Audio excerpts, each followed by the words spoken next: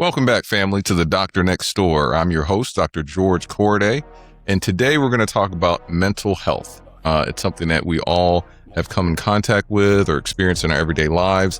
We talk a lot about our physical health and high blood pressure, diabetes, but what about the brain and our mental health? The brain controls the body. It's just as important. We have a special guest today, Dr. Chantel Williams Jules. She is a psychiatrist and she helps individuals navigate emotional well-being, stress, anxiety, depression, and many other health challenges each day. As always, this conversation is educational and informational only. It's not intended to diagnose or treat any medical or mental health condition. It is not a substitute for individualized care from a qualified healthcare professional. Dr. Jules, welcome to the show. Thank you so much, Dr. K. Thanks for having me. Yes. Mental health is a big deal. You know, when I was coming up, there's something wrong with that boy, or, we got to pray it away. It was a very different time in terms of mental health. And I think we've come a long way. We've evolved a lot as people, particularly in the Black community as well. And we now engage in conversations about seeing our therapist. And some people are taking medications and we're taking it seriously. Burnout, post-traumatic stress, etc. Can you speak on the state of mental health today a little bit, Dr. Jules? Sure. The state of mental health is in a very different place than it has been across any generation of time. Sure. We're seeing it a lot more. We're talking about it openly and publicly. It seems to kind of just be surrounding us at this point in life. The economic and global burden kind of impacts us a lot. The social media aspect of things, social connection and comparison is a huge deal, especially for the teenage generation as well. So we're all starting to feel it a little bit more, and we're starting to talk about it a little bit more. So it makes it seem like it's just sort of exploding at this point. So it's a big deal. Absolutely. You hit on a few things right there, just off the jump, in terms of social media.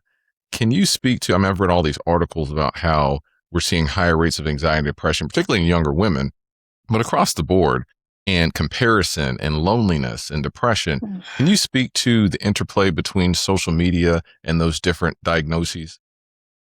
Sure. So, social connection is a part of social media. We go on to be able to feel like we're connected to others across the globe, but it becomes a little bit pathological when we start comparing ourselves to the point where our moods change, they worsen.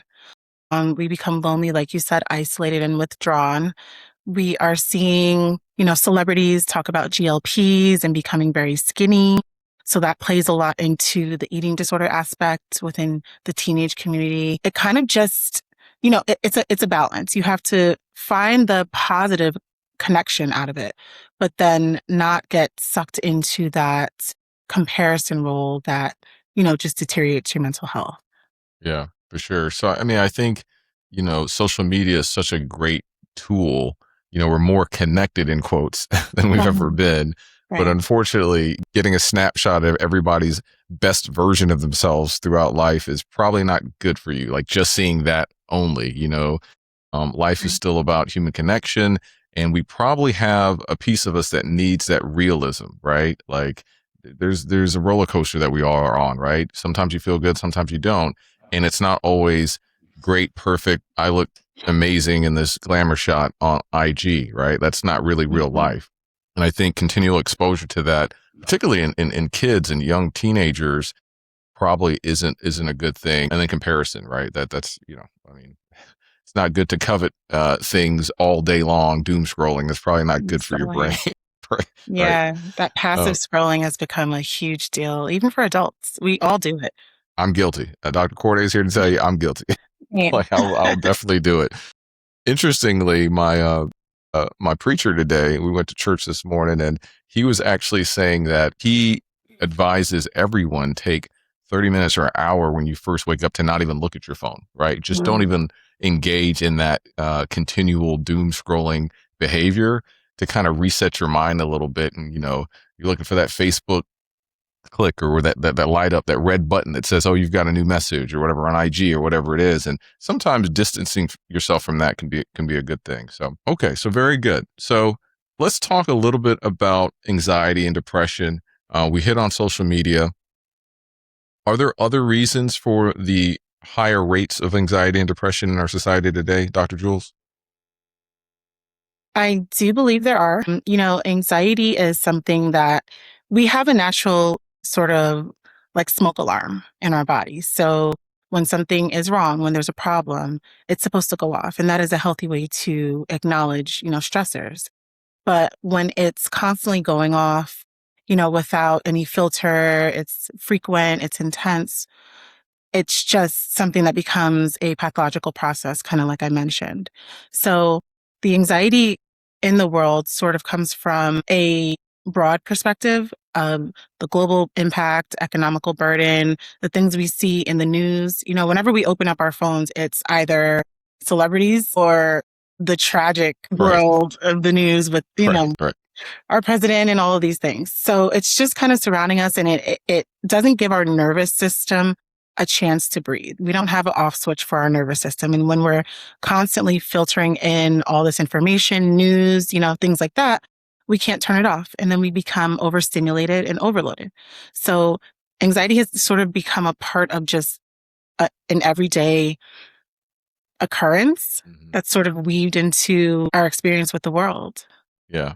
I think that's interesting, right? Like, it's not even like things that may directly impact you. And some of it does. Politics does impact us and stuff like that. But sometimes just getting that, inundated with news stories every single month. I mean, I feel like if you want, you can find something, war in Iran, the president did this, or Democrats this, and Republicans this. And I'm not advocating for either side. I'm just saying that, you can find something that will trigger you. You know what I mean? If you just, if you just hop on Google, just yahoo.com, whatever your news preference is, you will find something, and probably continual exposure to that is not good. I have personally, Dr. Corday I don't watch the news anymore, right? Like, I think, I don't know how many election cycles ago, I was just like, you know what?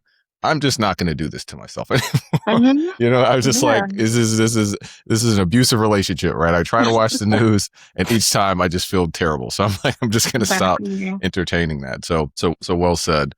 Can you speak on depression? We're all human, right? We go through these lulls, these highs in life. It's part of the human condition. When is it, normal, we just having a bad day, a bad month, bad week, some bad things have occurred. And when is it kind of pathological, or at a place where, hey, I need to go see somebody about this?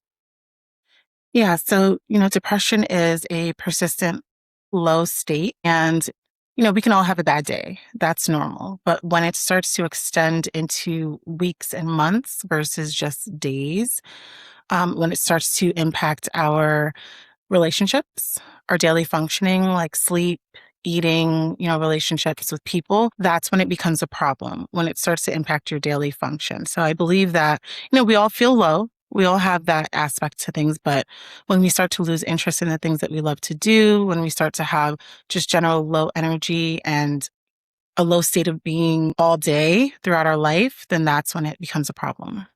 Yeah. And can you speak on, like, I was when you were talking, I was thinking about like human connection and interactions in your your support system.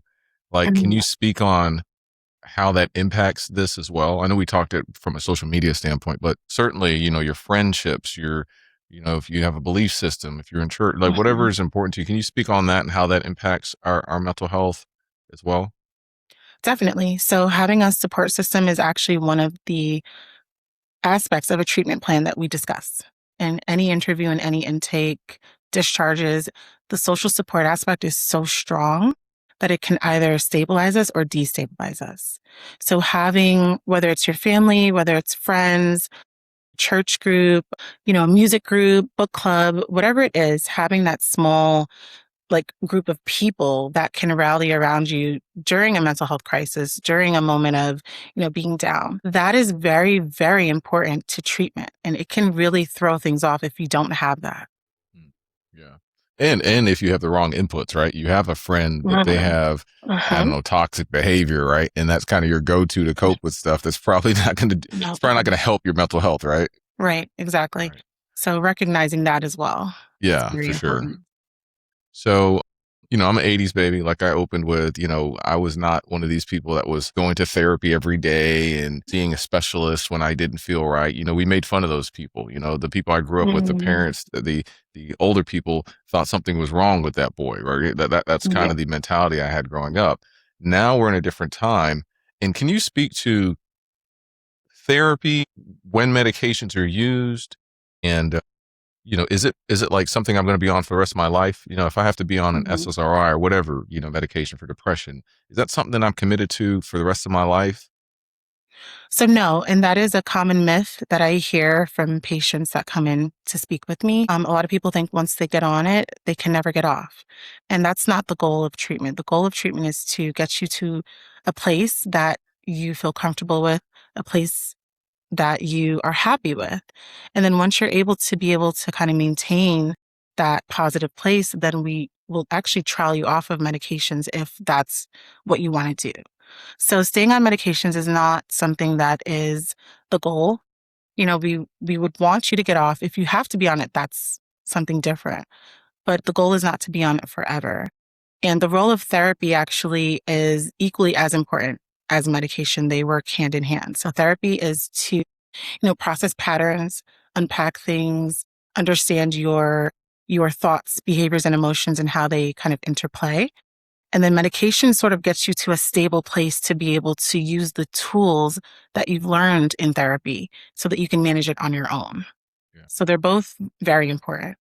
I think that's an interesting distinction too, right? Like not only, the medication may be helpful in certain situations, not everybody needs meds, right? But Right. then the therapy, the cognitive behavioral therapy, like actually talking about how you think about things, how you process the world, and improving that is just as important. And I think a lot of times that gets lost in the discourse, right? Either you're on meds or you're not, or you just talk to people and you're not on meds. But sometimes it's a blended model that works the best. It does. And ideally, both is Yeah, kind of the approach to yeah, medicine. Well, to sure. psychiatry. Absolutely. So actually, could we speak a little bit more on therapy? So, like I said, it was kind of stigmatized. Mhm. Now, I mean, I think everybody I know gets a little therapy every now and then, maybe continually, right? Yeah. So can you speak to that person that's never done therapy before? It's still stigmatized in their mind. What am I what am I to expect during my first therapy session? Sure. So during therapy, we sort of, we explain what it is. We talk about the goals. Why are you here? What are the things that you want to change in your life? The things that aren't working? Are they relationships? Is it your mood? Is it, ADHD? We kind of identify why you're there and then we set a goal. With therapy, the one thing that I hear is that, patients don't want to be judged. They think that if they tell me the truth, then I will have some sort of opinion like the world outside. And that's the one thing that I would want to stress is that I'm not here to judge you at all. Psychiatrists are not there to judge.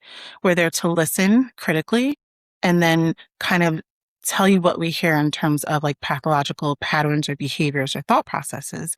And then we reframe them. So naturally, we have automatic negative thoughts. That's just what we have. There's a lot of fluff in our brains.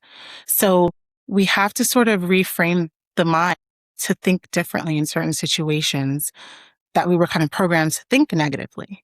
So therapy is just about exploring the natural thought processes that you have, unpacking it, and then sort of reframing it together. But it's a mutual relationship. This is not me just sitting there dictating or judging you.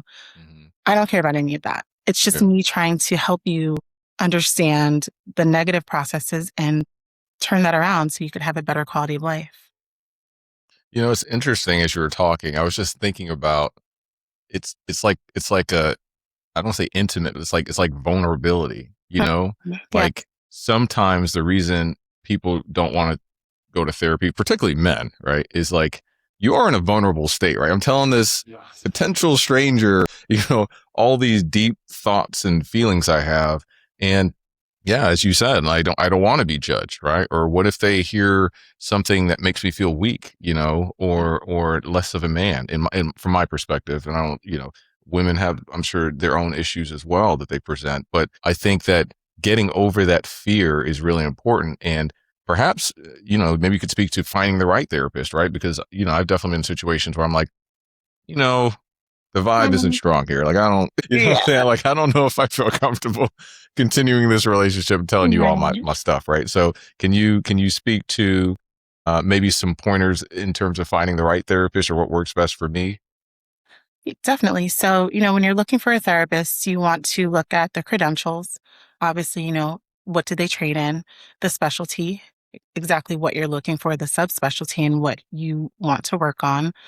And then you look for kind of somebody that you think that you could connect with in terms of if it's male or female, race, culture, background. Those things are also important for connection and just for understanding things without having to explain them. And then, finding the right fit is just as important as the treatment modality, if not more important, because you're telling your innermost secrets. You're getting down to the nitty gritty of things and you want to feel comfortable with that person. So I tell my patients that if it just doesn't feel right, have a session or two, but if it doesn't feel right, that's okay. Move on to the next therapist and find somebody that you can feel safe with, that you can connect with, that can understand you, because this is a very critical part of life, entering into therapy, and you have to find the right fit or else it's not going to work.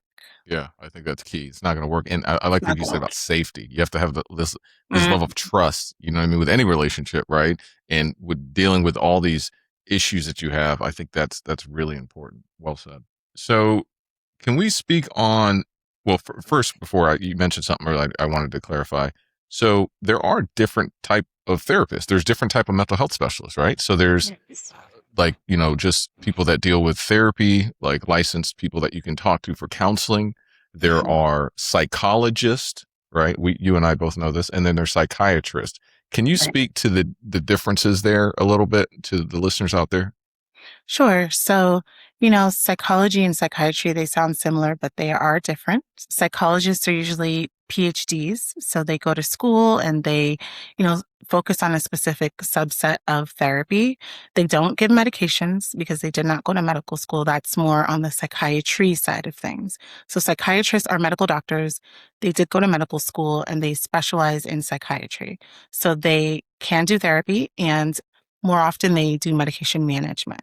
So, there's two sides to it. Both have great interplay. I think when you work with a psychologist and a psychiatrist on your team, you get the best care because, psychologists focus more on the therapeutic aspect of things. So having both is great. And then there's also like social workers. There's also other types of credentials that do therapy. So it doesn't have to be a PhD or an MD.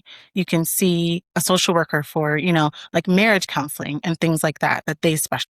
So just depends on the need. Yeah. Yeah. So different lanes, different subspecialties, depends on what your need is, kind of Right. fine tune your treatment plan based on what you need, right? So Right. I just want to clarify that because I know a lot of times people use psychologists and psychiatrists interchangeably when they're not the same. So They're not the same. Exactly. we talked about therapy, medications. Can we talk about just lifestyle? Like, are there things I should be doing, Dr. Jules, to improve my mental health? Like, just, it's sleep, exercise, I don't know, what I'm eating. Do we know of things in our everyday life that we can do without medications, without getting into therapy that are also beneficial to our mental health? Absolutely. So my number one go-to is exercise. Okay. Exercise and working out it's actually in the data. It shows that it does improve levels of depression, levels of anxiety, trauma and stress. It's a helpful tool to be able to treat yourself without medication. So if you're feeling like you're on the edge or you're, feeling overwhelmed, taking 20 minutes to go outside and take a walk will calm you down naturally. The sun works on vitamin D, cortisol. It kind of smooths out those hormones that make us very anxious. So just working out, getting into some sun, getting into nature is my number one go-to. It is actually a treatment for depression. Very good. I've just in preparation, I read about sleep, and I Mhm. think that for Yes. me, I don't know if you've heard any of my other podcasts yet, Dr. Drew, but like, that's one of the big things that kind of connects to everything. Sometimes we think about sleep after, you know what I mean? But it's like, Right. lack of sleep definitely been associated with depression, mood volatility, all sorts of stuff. And sometimes you wonder why you feel so bad or moody, and you don't realize, well, you're not really sleeping either. So that's just one that I know in addition to exercise that can be helpful. Any thoughts about diet, Dr. Jules? Diet is also very important. Yes, there are some foods that can add to brain health and some foods that can take away from brain health.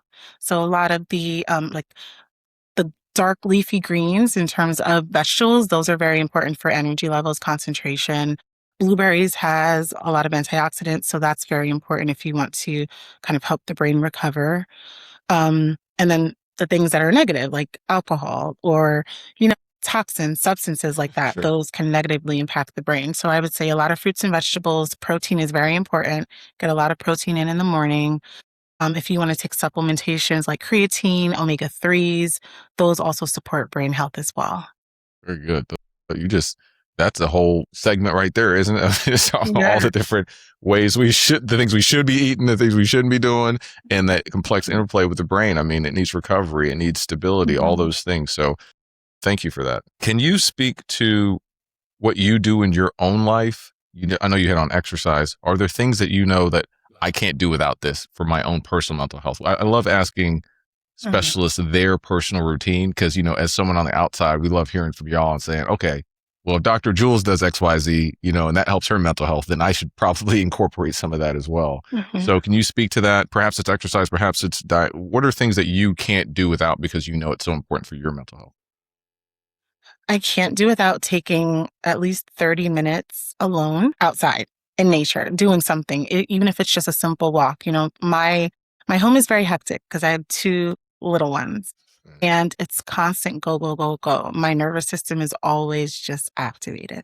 So I cannot go without taking 30 minutes to go outside for a walk, getting some fresh air, getting some quiet time, letting my brain not think about anything at all. That for me can be stabilizing or destabilizing. So that is my go-to Sure. is Yeah. I, outside walks. I think that's great. Do you find like it's like it's therapeutic in a way that you don't expect sometimes, Doctor? Like, so I love going Mm. for walks. Like it's like my thing because I used to jog. Dr. Corday has old man knees now, so I don't jog anymore. But I'll go for these long walks.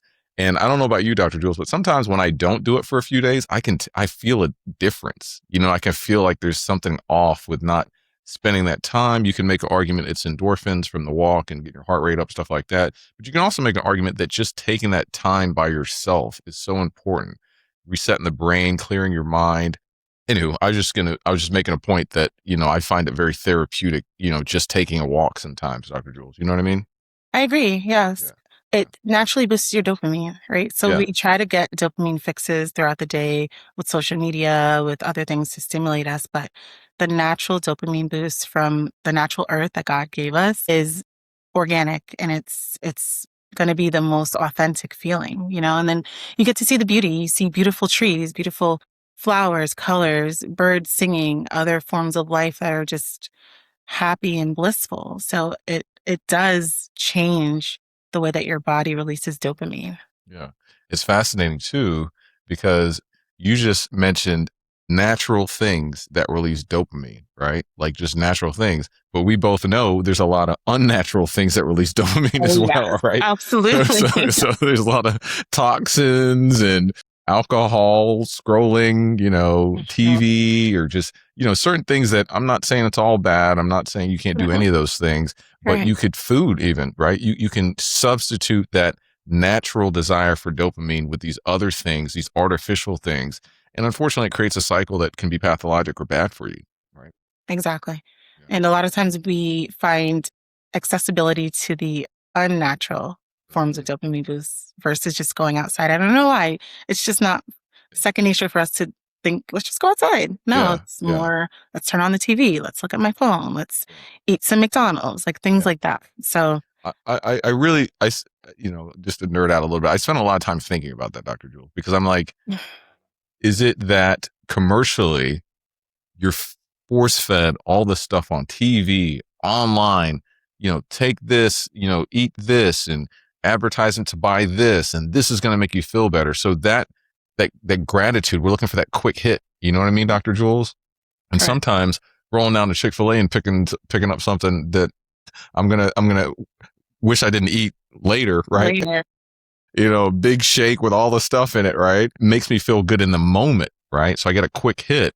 But if I stop and have to take a walk, now rest in peace taking walks, because it's really hot outside lately. I don't know where y'all live, but It is hot. I have to wait till the evening or the morning. It's really hot. But it's like it's a delayed gratification is what I'm trying to say, right? Like taking a moment, taking a step back from everything I got to do, going out and walking. Sometimes you don't think of it right away because it takes a little bit of effort, a little bit of commitment to do that.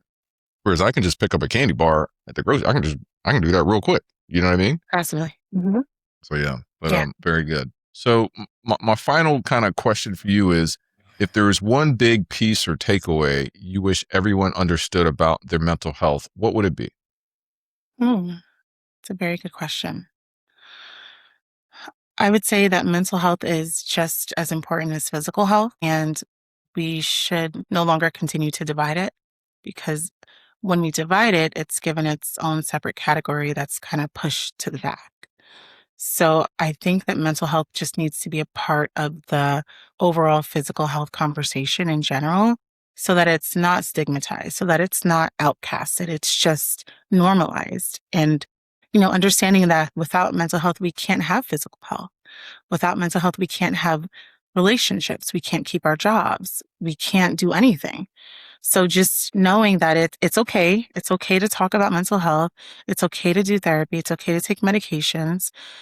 It's okay, because without it, we wouldn't be able to survive. Yeah, very good. What well said, Dr. Jules. I mean, I think we covered a lot of cool stuff today. We talked about the rise of anxiety and depression. We talked about social media into play. We talked about destigmatizing therapy and medications. We talked about just natural dopamine just from going for a walk. And then lastly, as you concluded, let's prioritize mental health. It's just as important, right? Depression and anxiety and panic attacks, all that stuff is just as important as blood pressure and kidney disease and obesity and all that stuff. And sometimes we have to change our mindset about it, right? And then lastly, feeling safe and okay, right? It's okay to get therapy, guys. It's okay to go if you're asked to start medication. Obviously, talk to your doctor and form a plan that works for you. But these things are okay. Very good. Correct.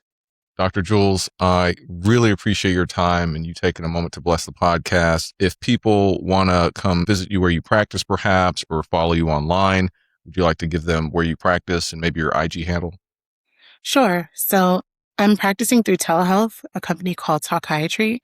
You can, if you want to book a session, you can go through ZocDoc, or you can go directly to the website and find me and book a session. Through social media, I'm mostly on Instagram, but my name is the same on Instagram and TikTok, and it's Paging Dr. Jules. So that's a good way to get in contact with me. Yes. Excellent. Our big takeaway today, guys, is find a natural way to get some dopamine in your life. Let's go for a walk, right? Let's eat something healthy, right?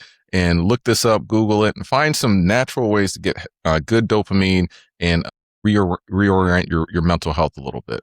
Thank you guys for tuning in to the Doctor Next Door. Take care of yourself and take care of your people.